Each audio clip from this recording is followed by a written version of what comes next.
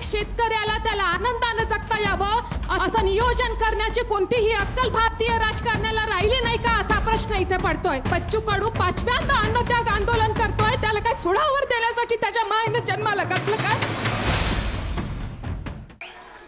बच्चू कडू वारंवार आंदोलन करते हे शासनाला माहिती आहे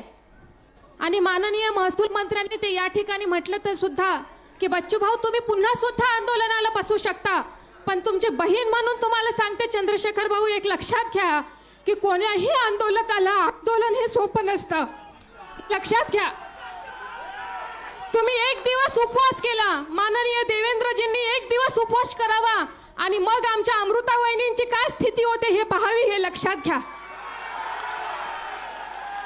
मला संपूर्ण शासनाला हे सांगायचं आहे, कोणताही पक्ष असो तो सत्तेत गेल्यावर त्यांनी सर्वांनी एकत्रित बसावं आणि माय बाप शेतकऱ्यासाठी एकदा पूर्णतः आपलं नियोजन आखावं। मग तो कांदा उत्पादक असावा, तो कपाशीचा उत्पादक असो, तो ऊसाचा उत्पादक असो, त्या प्रत्येक शेतकऱ्याला त्याला आनंदाने जगता यावं असं नियोजन करण्याची कोणतीही अक्कल भारतीय राजकारणाला राहिली नाही का असा प्रश्न इथे पडतोय। म्हणून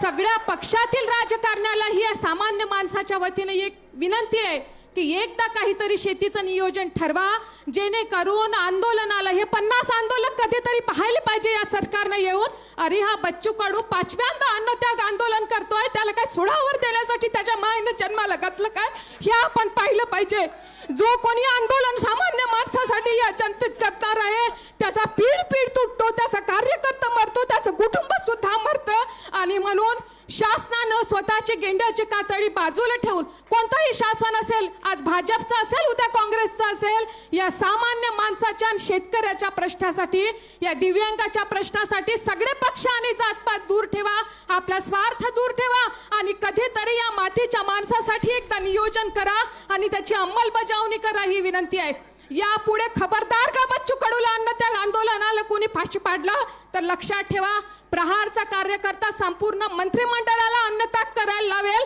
हा प्रहारच्या वतीने शब्द आहे।